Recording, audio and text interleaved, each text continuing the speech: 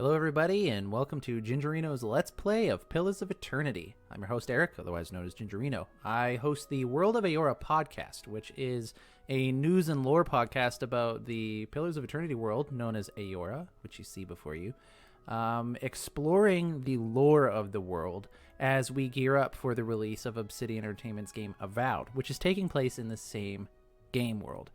Now, if you're excited for Avowed and you've been wanting to get into the lore of the world, but you find that games like Pillars of Eternity, they're just not your style. You know, you're not into CRPGs or anything like that, but you want to learn more about the game, you want to actually see some actual gameplay footage, then this Let's Play is for you, primarily.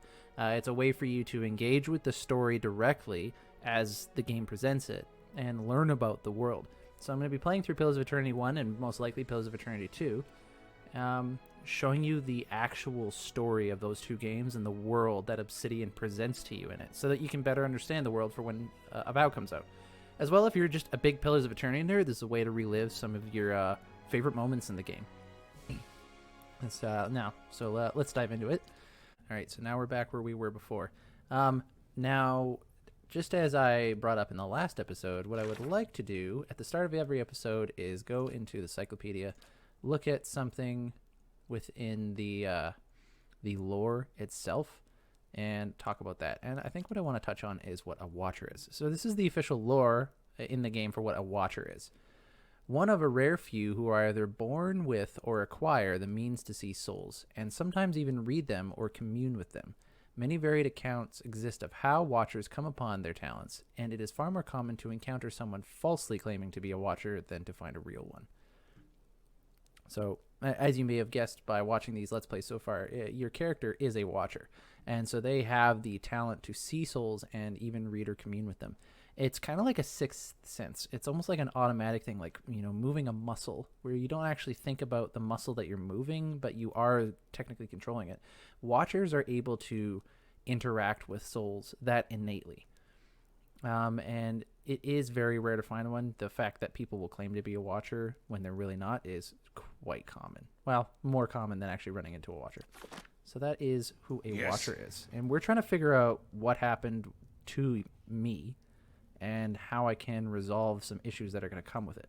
Of course. Hello? Hello? These chains are rigid with rust. Mother? Been out playing soldier again, have we? Go wash up and come help me shuck these peas. She turns from you long enough to produce a basket that, like her, is shimmering and semi-transparent. And no complaints. You've got to eat your vegetables if you want to grow up strong and be a real soldier one day. Just like we agreed, right? She watches you out of the corner of her eye.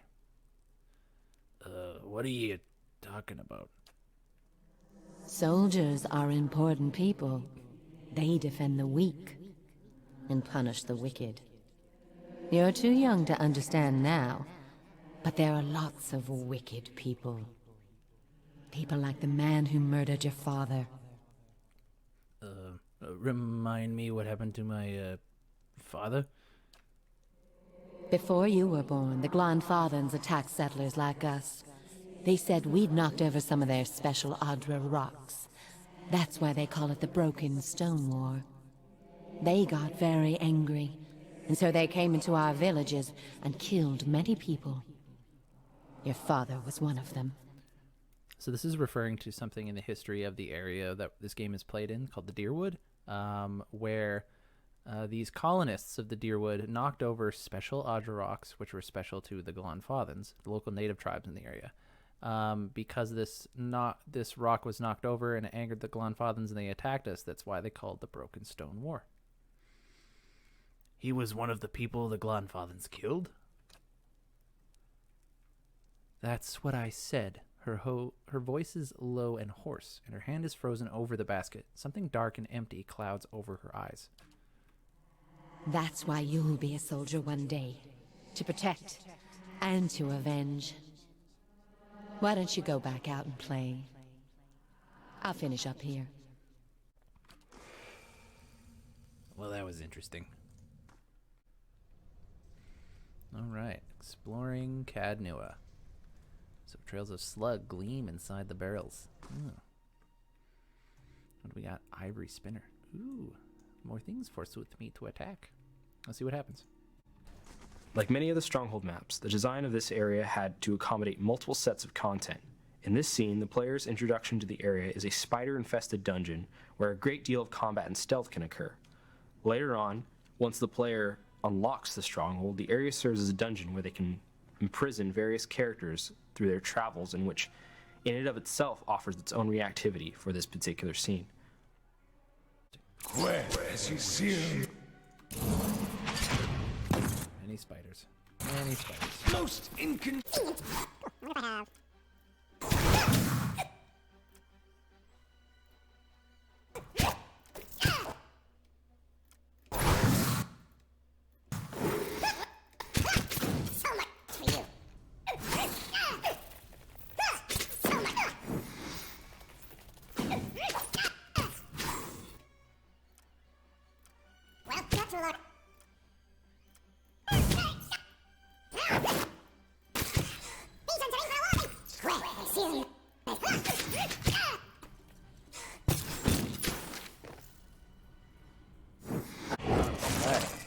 Well, The benefits of having it on storytime mode. I can just mow through all the things going on. All right. Let's see.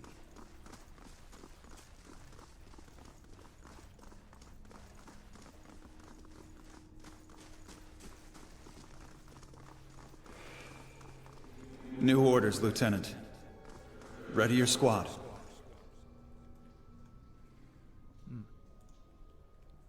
A spectral man arrayed in armor and an officer's cloak studies a single sheet of paper. You can see straight through it to the ducal and Edir's insignias on his breastplate. He seems to read over a page several times before looking up at you. When he does, his expression is unreadable. There's been a change of plans. Take your squad and march south all the way to the bow in the river. Bring a wagon team and a dozen barrels of pitch. His voice falters and he shakes his head. The hand holding the paper drops to his side. Tell me about these orders. The instructions come from Admeth Hadred himself, which means they might as well have come from the Duke. We're to burn those hut dwellers out. Set fire to the Deerwood so they've nowhere to retreat. Cut them down when they come out. Or let them blaze if they won't. A ghostly sigh forms a mist in front of his lips. This is actually a big moment in the history of the Deerwood. Admeth Hadret, who was the son of Edrang Hadret, he basically inherited his father's position as the Duke of Deerwood. But I think at this point his father was still in charge, obviously. He was in charge of dealing with the Glonfathan Rebellion in the what will be called the War of Black Trees, which is named as such because of this particular tactic that he employed in this war. Essentially, anytime there was conflict between the Glonfathans and the Deerwooden colonists, the Glonfathans were winning because, they know the area better and they were able to handle themselves there, and the rest of them were just colonists, just explorers. However, in this particular case, Admeth Hadret uses some pretty interesting tactics to burn the forest down to either let the Glonfathans die in the blaze or kill them as they tried to escape. It'll make this even shorter than the broken stone war, all right. And we can only hope it'll discourage future conflicts. And this is very true. I know this is personal for you.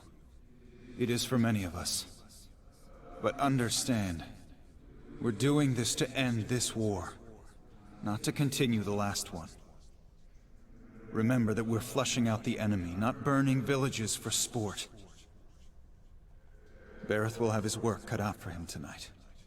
Interesting use of Bareth associated to the pronouns his and him. But Bareth, I guess, could be. It's kind of an it.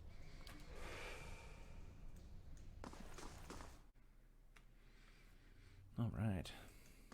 We'll take those farmers by surprise. Almost time. Di and Heather scouted the village last night. They're rounding up the rest of the party now. What party? Don't worry. Everyone remembers the raid was your idea. The Rio had to go along with it after you'd gotten the rest of the clan riled up. No one once had said that the Nine Claws were too cowardly to stand with the rest of the tribe when the foreigners desecrated our ruins. Based off this wordage here, we can safely assume that this specter is a ghost of a Glanfathan tribesman. But just for fun of it, the Rio? The ragged stripes of paint on his face twist as he laughs. You may not like them, but they're still our elders for now. A dead gray tooth peers from between his lips. That was clever, drawing the support of the community first. By the time you approached the Rio, they had no choice but to support us. There's no doubt you'll join their ranks one day, so long as no farmer's pitchfork fells you tonight. He laughs. The tribes need more leaders like you. Women who value deeds over words. He reaches toward your cheek, but stops midway, his splayed fingers quivering as a tremor of doubt runs through him. You were right. We were too soft when the foreigners first came, and now they humiliate us. We'll be soft no more, and the invaders will learn to leave us alone once and for all. Yes. Oh boy. Let's see if I can unlock A this. simple test. Lockpick required 3, party locks 5. Yes. That's settled. Cool. XP earned for unlocking doors. Unlock everything you can. Let's now- see what lies this way. Sneak. No. Keep away from us. Leave us! Maerwald, I've been looking everywhere for you. Maybe we should come back later? Are you Maerwald? He looks up over his hand, the muscles around his eyes twitching, and begins whispering to himself in sharp hisses, as though having an argument. Ugh. All at once, he stops shaking, a sudden calmness falling over him. His head tilts forward slightly, and he looks you dead in the eye, like a cornered animal about to pounce. His voice turns away, suddenly raspy. Maerwald isn't here, and he isn't fooled. He has sent for no callers. Be gone, deceiving spirit. I'm a watcher. I met a woman in Gilded Vale who thought you could help me. Maerwald will speak with you, but you will maintain your distance, or you'll have me to answer to. He'll mention his body away and I muttered, sputtering. Cool. Come to speak to Maerwald? Maerwald whose touch is poison? Maerwald who knows not his effect? I was told I am a watcher, and that you could tell me more about it. Oh, and about a tablet of some worth after that. Once you two are finished, of course. A window. Window to the ether, where spirits dwell. Peer and reach into it. Speak and listen through it. A watcher sees souls, reads them, knows their pasts, souls of the living, souls of the dead, an empath, and the souls see them back. Used it to help beings in both realms, did I. What the gods wanted of me, thought I. The gods put me in the world for vengeance, and I obliged. It was the gods' wishes that we protect those lands. My way was the only way to remove the foreigners. Little I knew. You seem to have lost your mind. Lost? No. Found more of it. Too much. Too much to bear. An awakening. Aloth's eyes narrow as he looks at the old man. How could a simple awakening have driven you to this? You mean you remember your past lives? Something reminds. Memories stirred. Memories before birth. Other bodies. Other times. Memory. Personality. Identity. Any might resurface. Or all. And I seem to be having a conversation with several of them right now. Ghosts of the mind. Maerwald has lost control. Maerwald's body no more. So the spirits I passed, what are they? Spirits, and not spirits. Always whispering to Maerwald, reminding him of his mistakes. No sleep. Watchers see memories before them, form them from the essence of their own souls. Once Maerwald awakened, he could not make them leave. Gave them more form, not less. The spirits are memories from previous lives? Troubled memories, angry memories, pulling Maerwald back, reminding him his mistakes. Marauder and soldier, soldier and marauder, how could they know? Why do these past lives still trouble you? My fault. All my fault. Soldier and marauder, soldier and marauder and Maerwald. No forgiveness for what's past. No undoing what's done. No sleep. No sleep for the Watcher.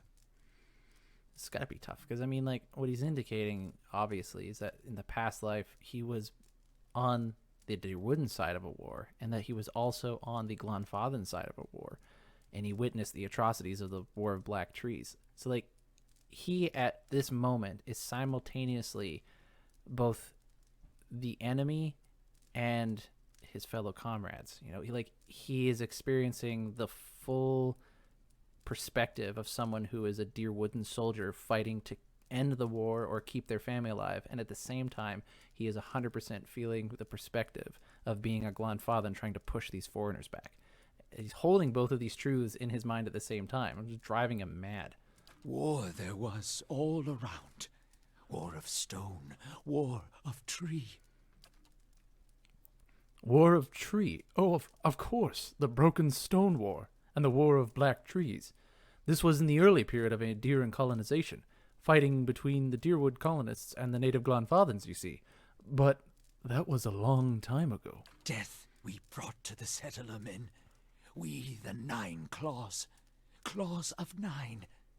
Worse what we did to the women. For love of the gods. The gods' love. For their love. I met one of your memory spirits. There was talk of raiding a village. Maerwald's voice becomes raspy, and he is somewhere else in place and time, speaking to someone unseen. Hold her down. Head her. Give this Adia bitch an heir that belongs in Air Glodfath. Maerwald cringes. Himself again. Watching something he can't bear to see. Shaking his head over and over, he wails, as you heard. His soul is marked by flame, and those marked will never heal. His trial has broken him, but better than that to live in weakness. Take your time, it's over now, it was long ago. Continue when you're ready. The boy. The boy. The baby boy. The boy. Conceived in the raid. Conceived by force. Vessel for Marauder. Slain in the raid. Marauder and the boy. Marauder and soldier. A baby conceived by the raider? What do you mean it was a vessel for him? For the soul. Marauder's soul. Same soul. One soul. Boy's soul. Marauder's soul. Raised in lies and vengeance. Raised to soldier. Raised for the fire. Born for the fire. And then that was his mother I met in the keep. She told him his father was killed by the raiders. You'll get no pity from me. The crimes of the 9 Claws clan in the last war are still unavenged. But the gods are just. They have led me here. In my father's name, every one of you will burn. Light it. Aloth looks at the old man in horror. By the usher's crooked, man. Maerwald's shoulders slump. He rocks back and forth, agitated. He mutters to himself, oblivious to your presence. Soldier and marauder, lies and vengeance, and dead villages. All dead. All dead. What for? What for? I don't know. How little we know. I've seen apparitions like those elsewhere since I became a watcher. Oh, no, no, no, no. You too. You too. All at once, in spite of his abject misery, his expression changes to one of utmost sympathy. Poor man. Poor man. They will take you too. Told you a watcher's not to be trusted. What's to be expected when one makes a habit of seeing what's not meant for mortal eyes, if not madness?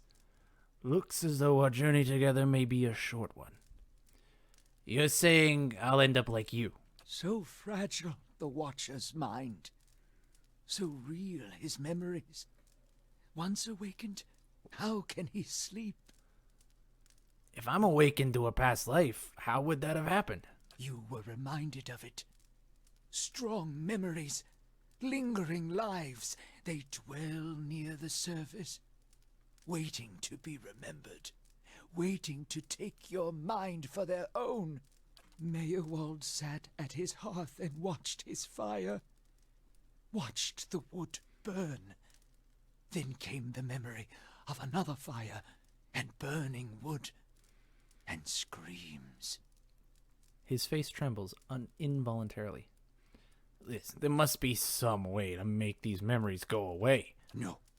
Always there. Always remembered.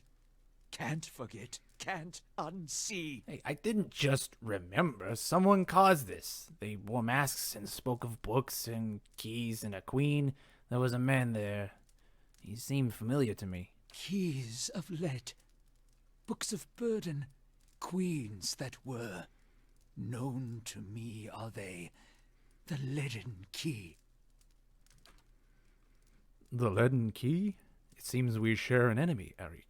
Assassins and watcher wakers both. They certainly keep busy. What can you tell me about this leaden key? Secrets. Secrets and deceptions and schemes. Who knows their answers? Not they. Not they.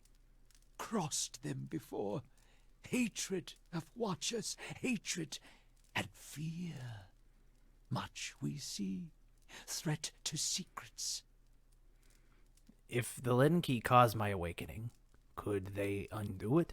Many secrets do they keep. Unawakened? Mayhap.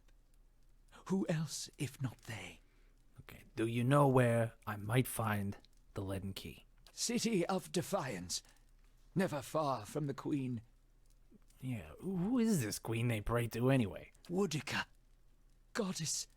Crown shattered and body burned. Binder of oaths and grudge holder. Bearer of justice. But whose? Okay, well, I need to go so I can search for this man from the leaden key. Sleep well. Sleep well. Hold! I know your will die. Your actions were seen. You would sooner betray us to the Adir land thieves than take orders from me. Listen, I'd sooner do a lot of things than take orders from a lunatic. Your betrayal is for nothing. Your warnings are lost on these foreigners, and their blood will be Gallowayne's tribute this night. I have asked the elders for the honor of claiming your head as my first trophy, and they have granted it. Beg for the Seeker God to grant you a quick death. Gallowayne is one of the gods worshipped in Glanfathan tribes and societies. He's also known as the Seeker God. Kaboom. Alright, so let's get into our boss battle. What do we got here? He's going to summon some blights. I don't know any of his defense information, but that's alright. Let's go for it.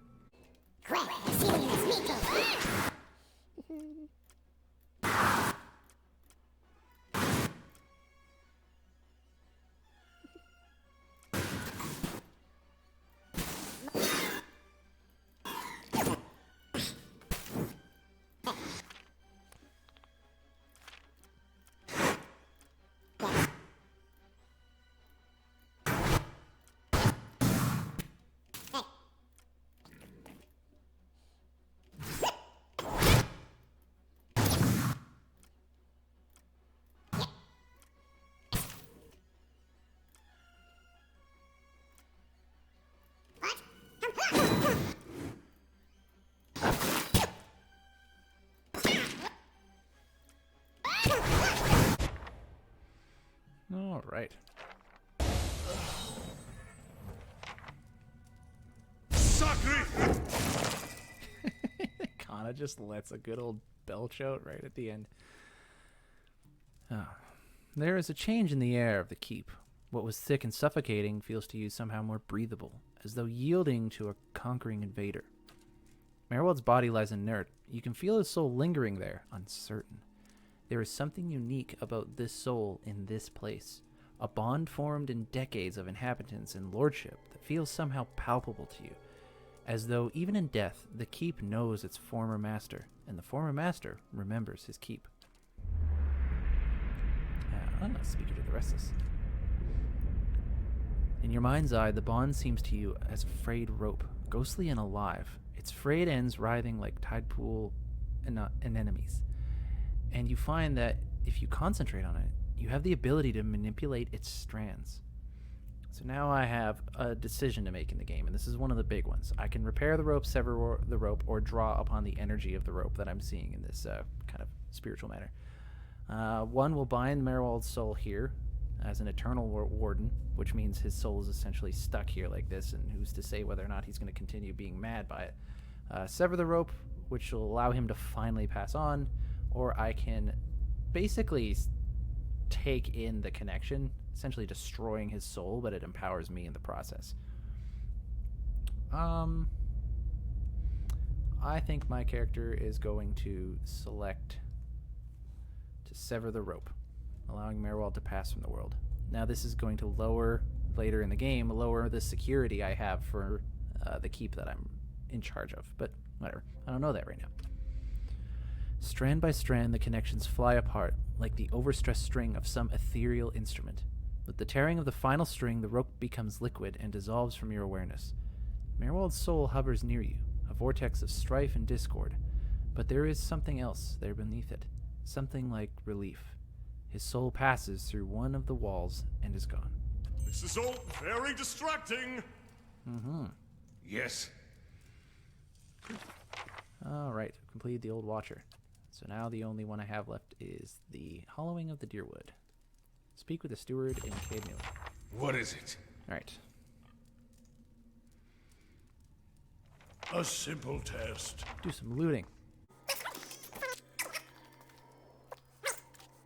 I have Maerwald's Grimoire. In this world with wizards, when they understand magic, they take the soul energy that performs a certain magical spell and they bind it into the pages of a grimoire. And a wizard's job is to take the magic that's in these pages and bring them out into the world. So I could give this Maerwald's Grimoire to Aloth, and then he could interpret it to cast the spells that he has. Cool.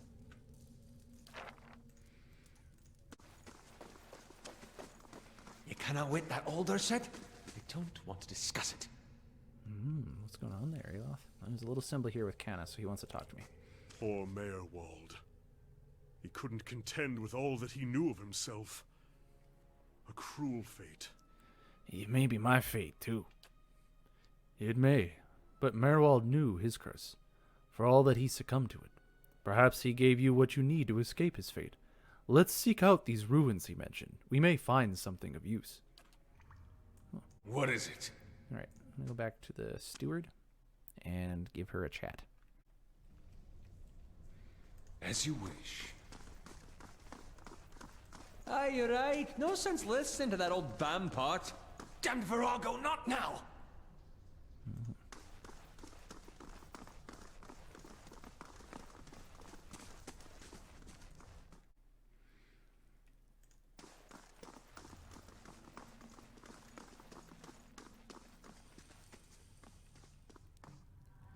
I felt Maerwald's passing.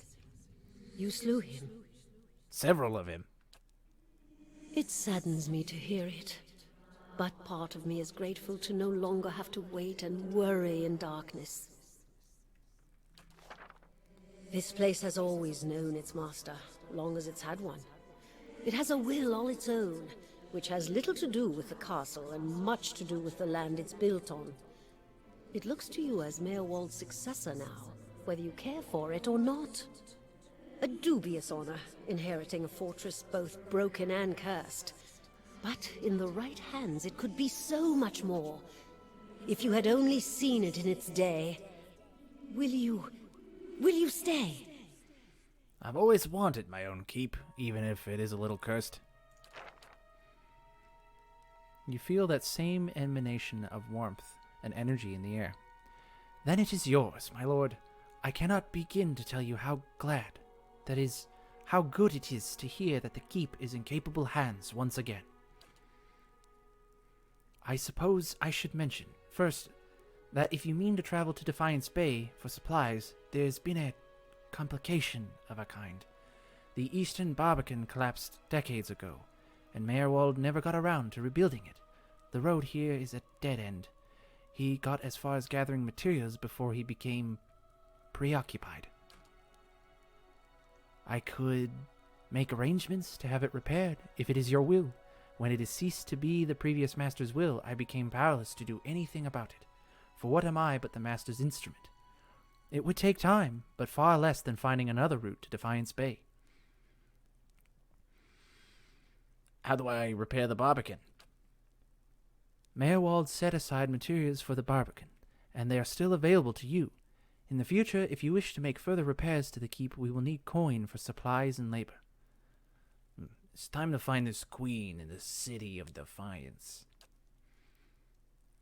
You must know, this queen you're looking for, Defiance Bay, has no queen. The May-Queens of Adir hadn't reigned here since the war. The only queen with any power there is Wodaka. I am told they erected an exquisite temple in her honor there, but I was never able to see it. May-Queens are a title in the Adir Empire, basically the queen of the king and queen. If you mean to go there, we can get started right away on repairing the Barbican. You need only tell me what you wish to do, and I'll make the necessary arrangements. I don't actually know if it's pronounced Barbican or if it's Barbican, so hopefully I'm not embarrassing myself too much. Maerwald kept a ledger, as it happens, and I have taken the liberty of updating it. You could take a look, if you wish. Let me see what repairs I can make. Then we'll get underway at once. The steward's voice belies a giddy excitement.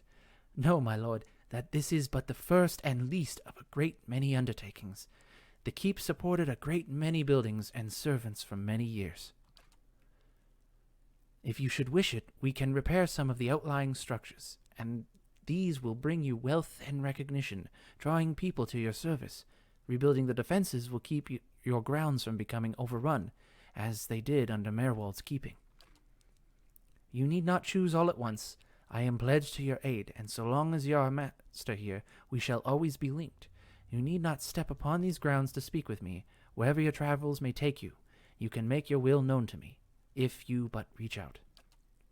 Oh, but first, of course, the Barbican.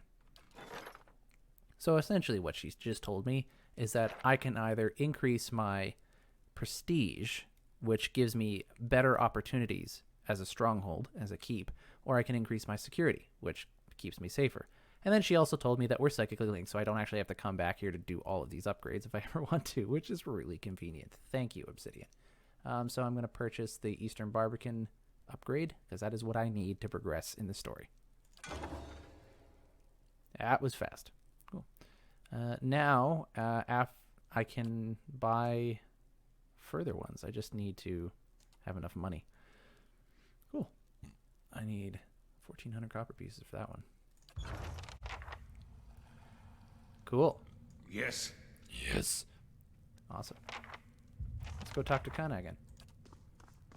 I confess, I was hoping our meeting with Maerwald would go a little differently. But then, you have gained an entire keep. I don't think I've seen anyone inherit land that quickly since Caed the Younger read her father's will. I should look up to see if I can find any new lore about Caed the Younger. I wish I could have gotten through to him. He was far gone, but don't worry. The past is there that we might learn from it. I'm sure we'll find more answers in Defiance Bay. It will give you a base from which to go searching at least. And then, there are secrets beneath the keep yet. With you at the helm, It should be easier to explore the endless paths. As you wish. All right, let's Of get going. course.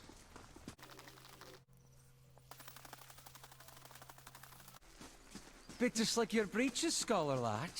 I beg your pardon? Nothing. I said nothing. I love the interplay between them. Adair and Aloth. Listen, guys. Yes? Listen. I gotta face you for this. Has anyone ever told you to? That you sound oddly familiar, like you sound like you're related in some way. I don't know. Adair, I'm gonna talk to you first. That old watcher. I don't know what I expected, but it sure wasn't that. You said you had some things you wanted to ask him. Nah, it's kind of embarrassing now. I just got a dumb idea in my head is all. Don't know why I thought it'd work. It's funny. That's probably the first thing I got my hopes up for in, I don't know, years. At least I got that out of it.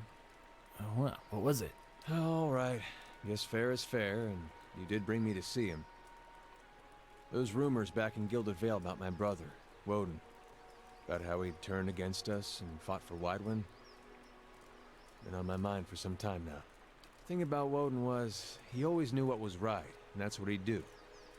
One day he set out to fight for Deerwood against a man claiming to be our god. So I knew that's what I had to do too. It was right. And hearing claims that he died fighting for Caed Nua, that got me worried. Not that he'd chosen the wrong side, but that I had. Didn't seem right what Widewind had in store, but if he really was Aethys... He shakes his head. I thought, maybe this old Watcher would know how my brother died. So I could see if it was true.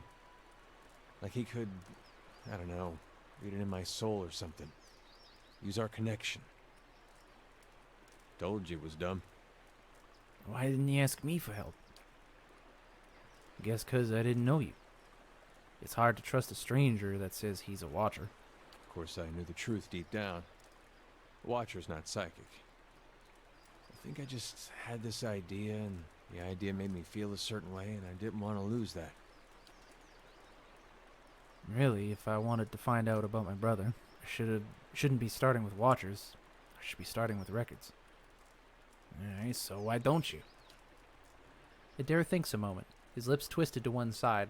He raises his eyebrows. If there was anything written down about it, they'd have it in Defiance Bay. They got an archive at the palace. You've done a lot for me already, but if you could see fit to pay that archive a visit with me, well, you know. Knowing my luck, the records clerk will go crazy and try to kill me. I'd feel better with you in there with me. Alright. Adair, this is a good talk. We're growing as people. How may I help? I gotta talk to Aloth here. Aloth seems lost in thought. He flinches when you draw near, sucking a sharp breath through his teeth. What can I do for you? You alright? Of course. Merely processing some of the unusual things we've seen lately. And if Maerwald is to be believed, it would seem you've an uncertain future ahead. I don't know what to think. Perhaps Defiance Bay holds the answers we need. Listen, I want to discuss something else. Any thoughts on what I should do next? He tugs at his sleeve. Maerwald urged you to seek out those leaden key agents in Defiance Bay, yes? If his condition is any warning, we should find them with all haste. Okay, that's all. Well? Woohoo! I can now travel to Woodend Plains. Looks like I could get to Madmere Bridge from Black Meadow if I wanted to. 18 hours, oy Traveling in the Woodend Plains. Yeah, that's me going for a walk with my friends here. The thing about Woodend Plains is that it needed to be plains, but it couldn't just be some big open space because then you just get lost. It would also look bad, so we put in a lot of small obstacles and terrain changes to break up the space. The rock walls and fencing areas were put in to give some directionality to where the player could and couldn't go, and cliffs and plateaus were added to show elevation changes since rolling hills don't really show up very well in isometric perspective. Wonderful. follow the path. Hush, Itumak. We'll just wait a little longer. What's this?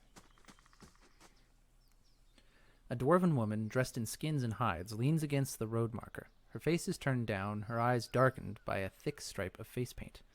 She's sharpening a bone arrowhead with a scrimshaw-handled knife. Her attention, however, is focused on a bear figurine between her feet. A large, white-furred fox standing at her heels looks up at your approach. Easy, Itumak. It's not him. Who are you waiting for? Short version? I'm looking for a very, very old friend. I'm not sure what skin he's wearing now, but I'll know him when I see him. Can I help you find him? She stops sharpening her arrowhead and slowly folds her arms. That's an interesting question. The last helpful stranger only succeeded in lightening my purse. I think I'll handle this on my own. Your friend is supposed to meet you here? That's what I heard. Of course, the man who told me so was carrying a staff he claimed was made from dragon bone, but I know Whitewood when I see it. That should have been my first clue, but I had to try something. Back up. What does this stranger have to do with your friend? The long version. Here we go. I'm from an island to the far south called Nasitak. I came here looking for a village elder, a man we knew as Persok. I'm a hunter back home, so tracking someone wouldn't normally be a problem. But Persok's trail is cold, to say the least. Nasitak is very far south. Not quite as far as the White That Wins, which is essentially this world's version of Antarctica, but still very far south. So this is probably a boreal dwarf. Yeah. Why can't you find him? There can't be that many of your people in the Deerwood. He died when I was still a young girl. Forgot to mention that part, did I? I'm looking for his latest reincarnation, which could be anyone. How long have you been looking for Persok? Her painted brows lower, and her compact, muscular frame sags for just an instant. 5 years. So you've been searching 5 years for a stranger you barely remember. Who could be anyone now? That about sums it up. And it must be an important duty. So I keep reminding myself. Still, it would be nice if important duties came with clearer instructions. So how does that statuette figure into it? She dusts the figurine on her trousers and raises it in her small, flat palm. It's carved in the shape of a bear, smooth and round. The polished adra is worn to a dull mat along its arched back and ovoid hunches. A soft glow emanates from within. Cute, isn't it? It belonged to Persok. Before he returned to the wheel, he left a splinter of his soul in it. Something to help us find him later. As she holds it out to you, you feel the wisps of sensation. Not quite memories, but traces of someone. When I left Nasitak, it was completely dark inside. But as I've gotten closer to Persok, it's glowed steadily brighter. Since I've reached the Deerwood, however, it's gotten hard to read. Some days it flickers and goes dark. Others it shines nice and bright. For a few hours. But most of the time, it looks just like this. I could take a look at it. I've heard that one before. Whole reason I'm standing here is because some so-called watcher from Forked told me he could take a look. For a few golden dukes, of course. I was on my way out of the Balmarsh when I heard talk of a traveling mystic who could supposedly see souls. I knew it was a long shot, but what did I have to lose? I went to see this fellow and gave him the Audra figurine. He made a big show of moaning and rolling his eyes, and after I'd given him 5 golden dukes to lift the shroud, he told me to seek the crossroads in the field between the Wolf's Lair and the Twining Trees. Is Twining Trees a real place? He meant Twin Elms. I haven't been there yet, but I hear they have some especially memorable trees. So what's the Wolf's Lair? Defiance Bay. Locals call the current Duke Wolfgren. Sounds like he'd be fun to drink with. Go on. He thought he was being vague, but I know the area well enough to recognize that he meant this place. Right between Defiance Bay and Twin Elms. I had a bad taste in my mouth, but my coin was spent and I'd already left an arrow in his knapsack as a friendly warning. Told him I'd come back and leave him with another if it turned out he was giving me the runaround. I've been here a week now. Guess he had the last laugh after all. Hey, what if I'm Persok? Not to disappoint you, but there's no chance. This thing would glow like a torch. She wiggles the figurine. Okay, well, may I see the figurine? Why? I'm a real watcher. You expect me to believe that? After the story I just told you? I mean it. Fine. But if you try to run, just remember that my arrows are faster. She hands you the figurine, her chapped knuckles grazing your hand. She watches you examine it, wary but curious. You raise the Adrabear, turning it in the light. As your eye catches a tiny glinting scratch, the scenery around you melts away. You're standing on a cliff overlooking the water, seeing through eyes that aren't your own. You catch the musk of beasts amidst the fresh scent of vegetation, and your heart beats a little faster. You'll have to watch your step up here. You look down just long enough to see the sharp, pale cliffs drop into the water hundreds of feet below you. I see visions of cliffs high over the water. Does that sound familiar? Your question is greeted with shrugs and silence. I've got it. What are you talking He's standing about? on a cliff. What just happened? I told you. I'm a watcher. She blinks at you a few times, calculating. If you'd seen the way he stares at dead things, you'd know he's serious. You realize I've got no coin to give you, even if I did believe you. Listen, come with me. I've got other business in the area, and we can look for a Pasak on the way. And if this is your idea of a joke, you may be stuck with me for a while. Lead the way. Woohoo.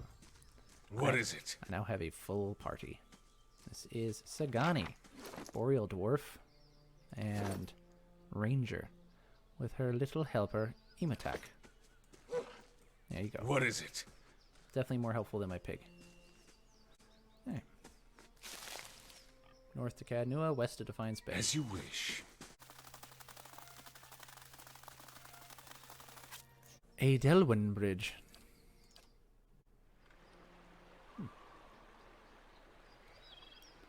Alright. 60 experience for gaining a new... So I'm going to help Sagani find Persoc, her reincarnated previous elder. Oh, this is fun. So if you see, you notice, so over here, Commoner, it's not really, it's kind of not as gold of a color. It's kind of just kind of gray. Whereas over here, there's a little bit of a gold color underneath these NPCs. That means that they were backers for Pillars of Eternity when it was on Kickstarter. And if you go to their, if you go to talk to them, this is Astrande Miriamelis. As you near, you feel a vibrant history contained in the essence of this woman's soul. Voices from its past seem to call out to you. So I can reach out for the soul, and then I get to read a little story that Obsidian writes for this backer. But it doesn't actually contribute to the overall narrative of this game. You see a lavishly decorated room, walls hung with tapestries, ornate oil lamps creating a warm, relaxing atmosphere. There are several overstuffed couches covered with silk pillows and an elegant table in the middle of the floor. This woman is seated at the table, sitting across from another woman. They are both well-dressed, their style befitting the room they are in, and the other woman's hair is blonde, in stark contrast to this woman's black, and is swept up on her head in a dramatic style. The women speak in an easy, free tone, obviously familiar with one another. Though they each seem to be comfortable in each other's company, a strange nervousness surrounds the blonde woman's actions. She occasionally betrays herself with a little giggle or stammer, hitching over an easy word as she speaks. Her demeanor swings from friendly to shy, and back again with no warning. This woman leans back a little in her chair, stretching lightly. As she finishes her stretch, she gently lays her hand next to the other woman's hand, letting their fingers subtly intertwine. The second woman stops speaking mid-sentence, inhales sharply, and turns red. She does not, however, move her hand. This woman smiles and moves her hand further over the other, holding it. She then stands, moving around the table toward the blonde woman, whose face shows conflicting emotion of terror and lust. She giggles and pulls her hand out from under the other and brings it to her mouth, the red of her face deepening. This woman stops, looking down at her, eyes sparkling. She reaches out and pulls something from the blonde's hair, letting it fall around her shoulders. Then she leans over, brushing her lips lightly over the blonde woman's cheek, resting her mouth against her ear. As she whispers, her hand moves lithely down the other woman's body to her waist. The blonde shudders and leans into the hand, eyes closing, cheeks pressing against the lips, still whispering at her ear. This woman's hand deftly removes a small bag from the other woman's belt and secretes it under her own cloak at the small of her back. She then gently kisses the other woman's cheek and stands again, the smile never leaving her mouth. Thus concludes the reading of Astrande Miriam Alice by Gingereno. Well, yes. I'm not one to end an episode with a little bit of, erotic fan fiction. Of if that's what it is, course. but there you have it. All right, so I'm just outside of Defiance Bay, the city over here. I'm here at Edelwan Bridge, and we're going to conclude this episode here. As always, we're going to end each episode by digging into the encyclopedia, and we're going to read up on... No, that's right. That's the beginning. I apologize. We're going to go into this to see if there's any books that would have been here. Any books that we have picked up. And we didn't pick up any, so we're not going to read through them. But we do have Maerwald's Grimoire, which unfortunately doesn't tell me anything new. So, in light of that, let's look at one more piece of lore, shall we? No. Now, let's see.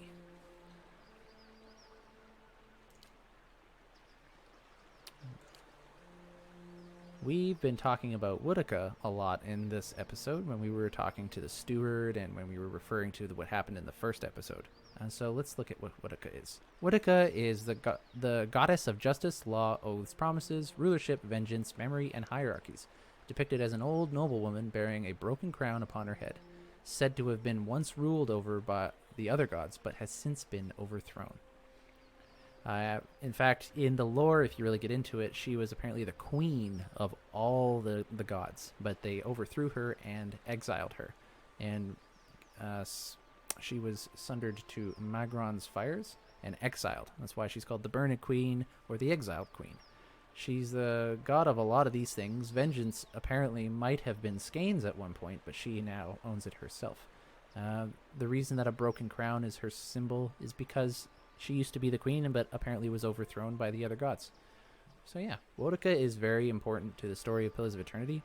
I've done an entire episode for her on my podcast. But yeah, thank you guys for joining me on this episode, this Let's Play, as we go through the story of Pillars of Eternity 1 together. We have a full party now. And then next episode, we'll travel into Defiance Bay and try to learn what we can about my character as a watcher and why it's important and how we can hopefully stop this madness from occurring. Thank you guys, and I'll see you next time.